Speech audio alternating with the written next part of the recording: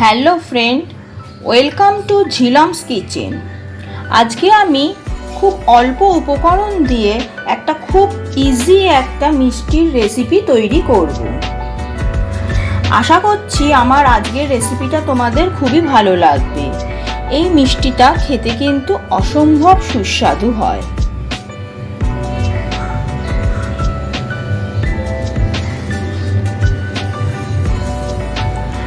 তোমাদের যদি আমার এই রেসিপিটা ভালো লেগে থাকে তাহলে তোমরা অবশ্যই কমেন্ট করে আমাকে জানিও, আর আমার রেসিপিটাকে প্রচুর পরিমাণে লাইক আর শেয়ার করো। আর আমার চ্যানেলের নিত্য নতুন রেসিপির আপডেট পেতে গেলে আমার চ্যানেলটিকে অবশ্যই সাবস্ক্রাইব করো। তাহলে চলো শুরু করা যাক মিষ্টিটার রেসিপি। এই মিষ্টিটা তৈরি করবার জন্য আমি প্রথমে একটা কড়াইকে গ্যাসে বসিয়ে নিয়েছি। এবার কড়াইতে দিয়ে দিচ্ছি 2 কাপ পরিমাণে দুধ।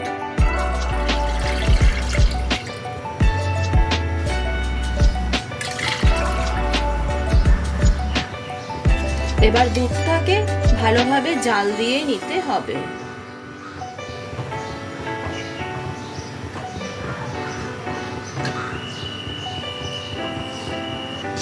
এই দুধের মধ্যে আমি দিয়ে দিচ্ছি 1 টিস্পুনের 4 ভাগের 1 ভাগ পরিমাণ এলাচ গুঁড়ো।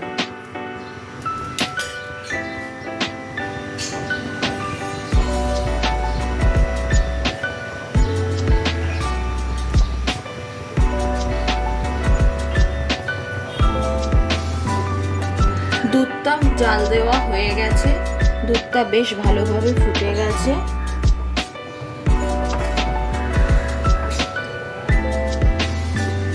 এবার আমি এই দুধের মধ্যে দিয়ে দেব 1/2 কাপ পরিমাণে চিনি। এটা আমি যেই কাপে মেজারমেন্ট করে দুধ নিয়েছিলাম সেই কাপেরই 1/2 কাপ পরিমাণ চিনি নিয়েছি। চিনিটাকে ভালোভাবে নেড়ে দুধের সাথে মিশিয়ে দিতে হবে। তোমরা চিনিটা তোমাদের স্বাদ অনুসারে নেবে। 2 কাপ দুধে 1/2 কাপ চিনি মোটামুটি ভালোই মিষ্টি করে দেয়। এবার চিনিটাকে ভালোভাবে নেড়ে নেড়ে দুধের সাথে মিশিয়ে নিতে হবে।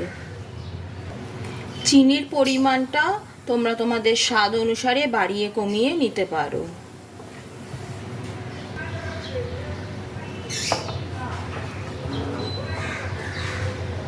চিনিটা ভালোভাবে দুধের সাথে মিশে গেছে। এবার আমি দুধের মধ্যে দিয়ে দিচ্ছি 1/2 কাপ পরিমাণে সুজি। সুজিটা দিয়ে সাথে সাথে ভালো করে নাড়তে হবে, তা না হলে সুজিটা কিন্তু দলা পেকে যেতে পারে। আর এটা করার সময় আঁচটাকে মিডিয়াম লোতে রাখতে হবে। সুজি দিয়ে এটাকে দুধের সাথে ক্রমাগত নাড়তে হবে। এই অবস্থায় আমি এর মধ্যে দিয়ে দিচ্ছি 1/2 কাপ পরিমাণে শুকনো নারকেলের গুঁড়ো বা ডেসিকেটেড কোকোনাট পাউডার। এটা দিয়েও মিশ্রণটাকে ভালোভাবে নেড়ে নেড়ে মেশাতে হবে। তোমাদের হাতের কাছে যদি কোকোনাট পাউডার না থাকে তাহলে তোমরা নাও দিতে পারো, সেক্ষেত্রে সুজির পরিমাণটা আরেকটু বেশি দিতে হবে। তবে ট্রাই করবে এই কোকোনাট পাউডারটাই দিতে। এটা দিলে কিন্তু মিষ্টির স্বাদটা অনেক বেশি হয়। এভাবে ক্রমাগত নেড়ে নেড়ে এগুলোকে ভালো করে মিশিয়ে নিতে হবে। দেখতেই পাচ্ছ দুধটা অলরেডি ঘন হতে আরম্ভ করে দিয়েছে।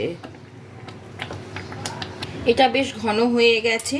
এই অবস্থায় এর মধ্যে আমি দিয়ে দিচ্ছি 1 টিস্পুন মতো লেবুর রস। লেবুর রস দিলে মিষ্টিটায় একটা দানা দানা ভাব আসে। এই অবস্থায় এর মধ্যে আমি দিয়ে দিচ্ছি 1/2 কাপ পরিমাণে গুঁড়ো দুধ। তবে একটা জিনিস মাথায় রাখতে হবে, গুঁড়ো দুধটা যখন দেব তখন কিন্তু গ্যাসের আঁচটা অফ করে দিতে হবে। গুঁড়ো দুধ দিয়ে মিশ্রণটাকে আবারও ভালো করে মিশিয়ে নিতে হবে। এই সময় কিন্তু গ্যাসের আঁচটাকে একদম অন করা চলবে না। এই ছোট ছোট টিপসগুলোকে ফলো যদি করো তাহলে তোমাদের মিষ্টিটা কিন্তু ভীষণ সুস্বাদু হবে। এইভাবে আমি ভালো করে গুঁড়ো দুধের সাথে মিশিয়ে নিচ্ছি। এবার দেখো গুঁড়ো দুধটা কি ভালোভাবে এটার সাথে মিশে গেছে। এই অবস্থায় আমি গ্যাসের আঁচটাকে আবার লোতে দিয়ে নেব। এই অবস্থায় গ্যাসের আঁচটাকে লোতে রেখে আবারও মিষ্টিটাকে আরেকটু ভালো করে পাক দিয়ে নিতে হবে।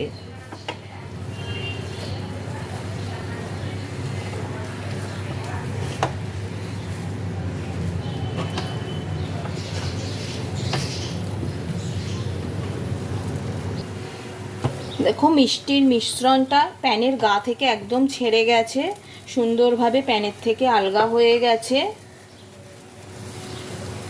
যদি তোমাদের মিশ্রণটাকে একটু লিকুইড বলে মনে হয়, একটু সময় ধরে এটাকে জাল দিয়ে নিতে হবে।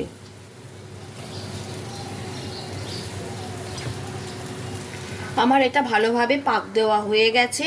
এবার আমি গ্যাসের ফ্লেমটাকে অফ করে দিলাম।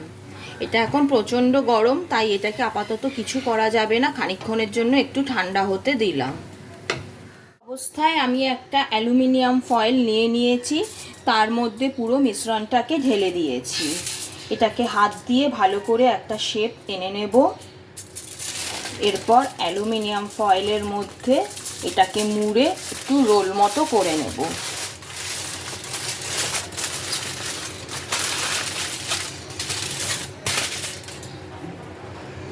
এভাবে আমি এইটাকে নিয়ে ফ্রিজে রেখে 15 থেকে 20 মিনিটের জন্য ঠান্ডা হতে দিলাম। ফিরে এলাম 15 মিনিট পর। মিষ্টিটাকে আমি ফ্রিজ থেকে বের করে নিয়েছি। সুন্দর শক্তভাবে জমাট বেঁধে গেছে। এবার এটাকে নিজের পছন্দ মতো শেপ করে কেটে নিলেই ব্যাস তৈরি হয়ে গেল পুরো দোকানের মতো স্বাদের দারুণ সুস্বাদু এক প্রকার মিষ্টি। দেখো এরকমভাবে আমি কেটে একটা ডিজাইন করে নিলাম।